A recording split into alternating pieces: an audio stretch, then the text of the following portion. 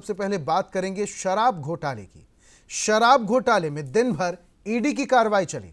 कवासी लखमा और उनके करीबियों पर छापेमार कार्रवाई चली। रायपुर, सुकमा और धमतरी में रेड मारी थी। लखमा के पूर्व ओएसडी जयंत देवांगन के घर भी दबिश दी गई है और पूरे मामले में आज प्रेस कॉन्फ्रेंस करने वाले हैं कवासी लखमा। सुबह 8 बजे मीडिया से चर्चा करेंगे पूर्व मंत्री। शराब घोटाला केस में लखमा पर एफआईआर हुई है, जिसके बाद आज प्रेस कॉन्फ्रेंस करने वाले हैं कवासी लखमा। तो ये बड़ी खबर।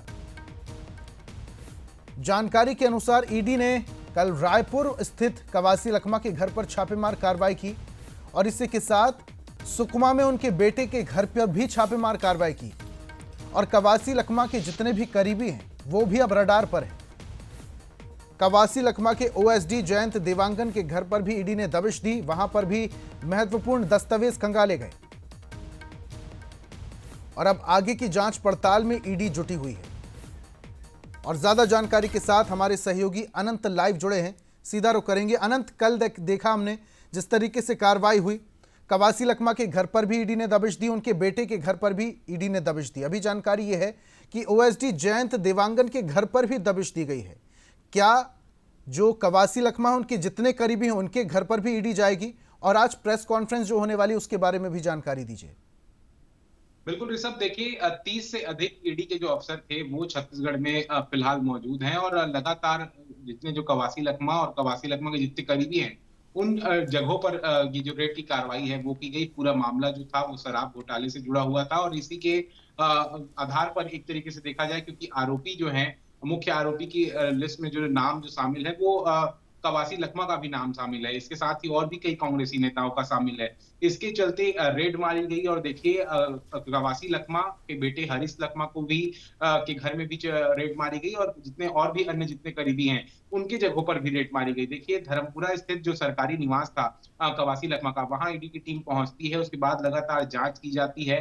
वहां जो बाहर कवासी लखमा का वाहन मौजूद होता है उस गाड़ी को भी खंगाला जाता है। उसमें तमाम जो दस्तावेज होते हैं उसे भी खंगाले जाते हैं। कुछ दस्तावेज, हार्ड डिस्क, सॉफ्ट कॉपी को लेकर ईडी की टीम तो रवाना हो चुकी है, लेकिन लगातार ये जो जांच की आंच है अब वो कांग्रेसी नेताओं के खिलाफ अब बढ़ती नजर आ रही है। और जिस तरीके से देखा जाए कि शराब घोटाले का बड़ा मामला था उसमें लगातार पूछताछ जो है वो भी की जा रही है। उसके अलावा देखिए कवासी लखमा के पूर्व ओएसडी रहे हैं जयंत देवांगन, उनके घर भी ईडी पहुंचती है और वहां पर भी पूछताछ की जाती है। तमाम दस्तावेज वहां पर भी खंगाले जाते हैं। खुद जयंत देवांगन से ईडी के तमाम अफसर हर चीजों पर पूछताछ करते नजर आते हैं और उसके बाद देर रात उन्हें हिरासत में लिया जाता है। उसके अलावा देखिए और भी कई कांग्रेसी नेता थे। अगर बात करें कवासी लखमा के सबसे करीबी माने जाने वाले सुशील ओझा, उनके घर भी ईडी की टीम पहुंचती है, लेकिन सुशील ओझा के घर में नहीं होने की वजह से ईडी की टीम वहां से वापस लौट जाती है। उसके अलावा धमतरी में और वहीं सुकमा में भी कई कारोबारियों के घर पे जो है रेड मारी जाती है। लगातार देखिए ये रेड मारी जा रही है और जिस तरीके से कल ये पूरी कार्रवाई हुई है उसमें जब देर रात 14 घंटे के बाद ईडी के अफसर कवासी लखमा के घर से बाहर निकलते हैं तब कवासी लखमा ने अगर बात की जाए तो अपने ही नौकर के थ्रू एक मैसेज पहुंचाया कि जो सुबह 8 बजे का समय उन्होंने तय किया प्रेस वार्ता करने के लिए, प्रेस से बातचीत करने के लिए। तो आज सुबह तमाम मुद्दों पर खुद कवासी लखमा बातचीत करते नजर आएंगे और लगातार ये जो कार्रवाई है वो कहीं ना कहीं सियासत मोड़ भी एक तरीके से पूरे प्रदेश में देखी जा रही है। इसे लेकर सियासत भी जो है वो होने लगी है। बिल्कुल। तमाम अगर देखा जाए तो भारतीय जनता पार्टी के नेता कहते नजर आ रहे हैं जो पूरे मामले में घोटालेबाज है उन पर जरूर कड़ी कार्रवाई होगी, उन्हें जेल के सलाखों के पीछे